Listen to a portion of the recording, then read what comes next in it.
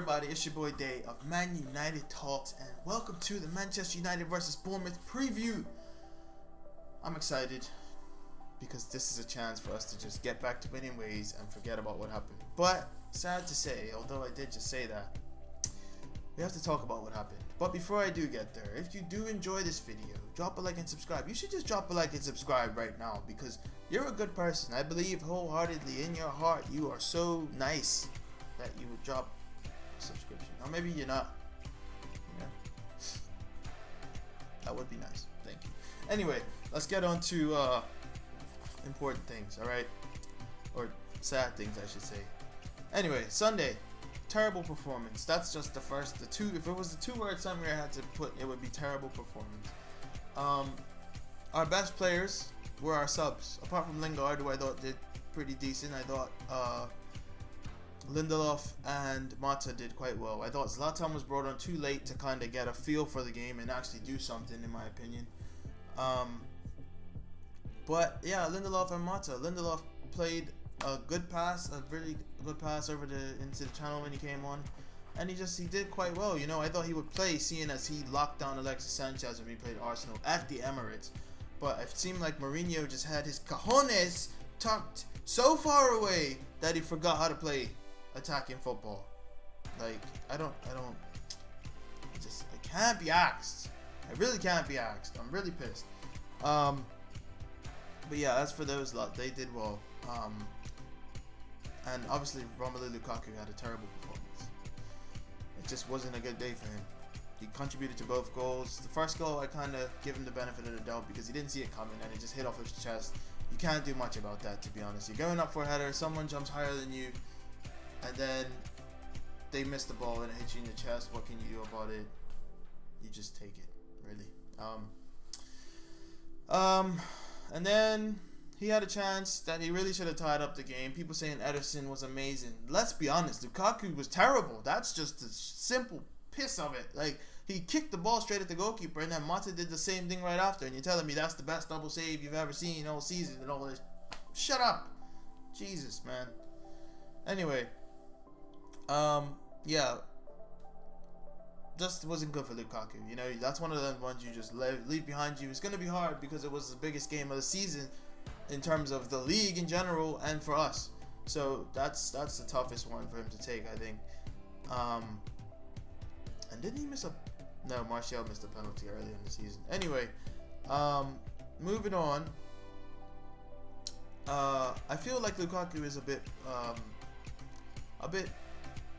too overly criticized. You know, Morata missed a sitter this weekend against... Who did they play? West Ham? And they lost. So, like, and nothing is said. Nothing is said. Harry Kane misses chances quite often, but he's, I mean, for one, he's England's golden boy. That's just it. And two, he gets the golden boot. So, I mean, he's just nothing's going to be said about him. But because Lukaku plays for Manchester United, and, you know, I just don't get it, really, to be honest. Like, he still has... I mean, he hasn't scored in 2 months, fair enough.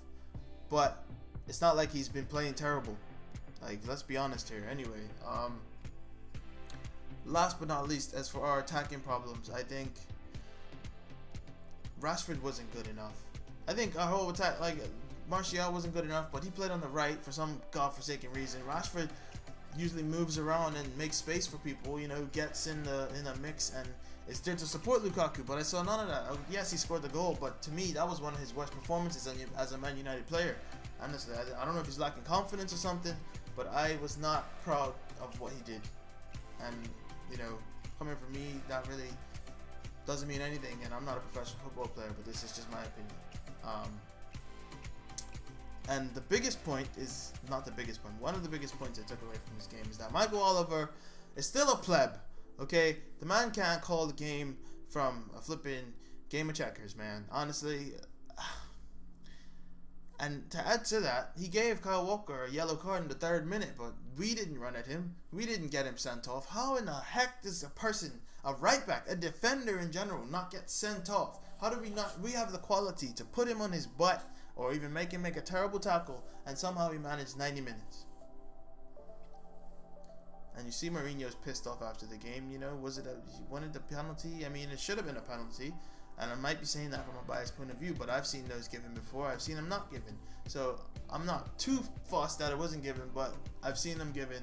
So it is what it is. Anyway, we spent too long on talking about Manchester City. So let's move on to what's up next. We're playing Bournemouth, ladies and gentlemen. Bournemouth, 1 win in the last 5 games. And Bournemouth actually have won 7 games in all competitions this season.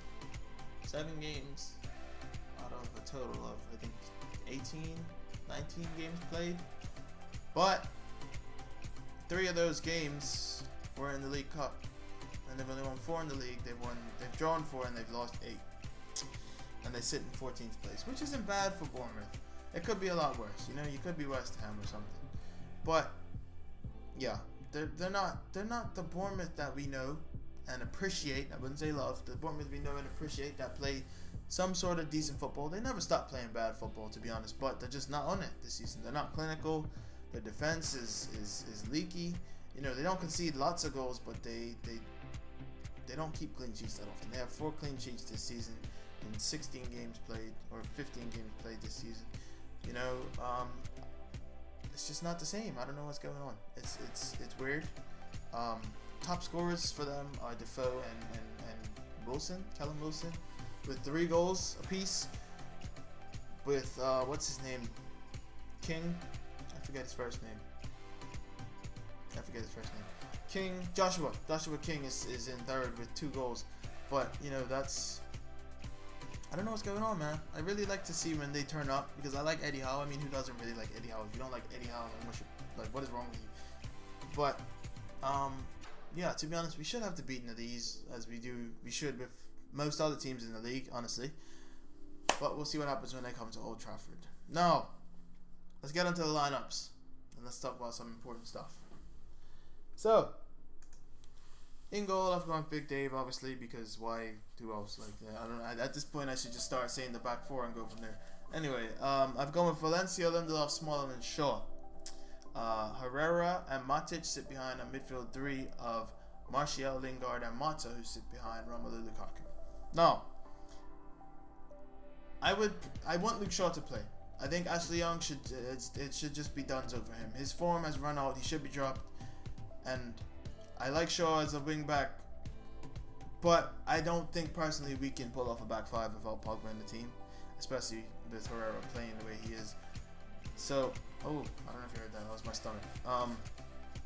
I would be okay with seeing a back 4 as long as Monta's in the team. I think we can get away with a back 4 because he links up play and does what he has to do. Matic and Herrera really speaks for itself. I don't know if Fellaini is fully fit yet.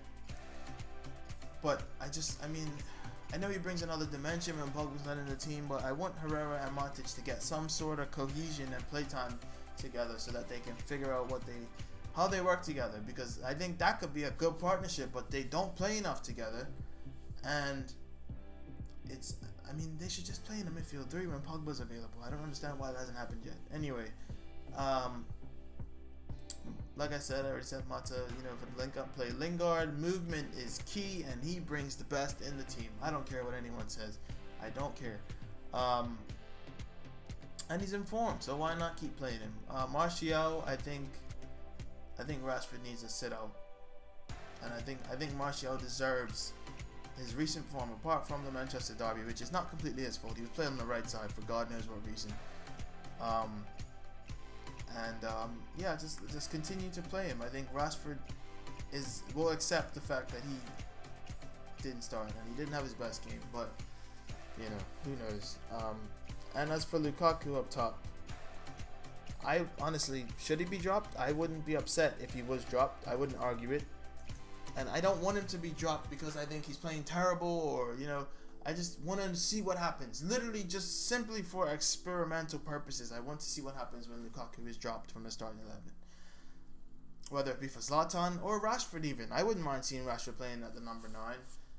I just think Jose's kind of got himself in a jam where, in his mind, I don't know if he thinks he has 4 strikers, because I feel like sometimes he's pressed to play that 2 up top with the 5 at the back, 5-3-2 or 5-2-1-2.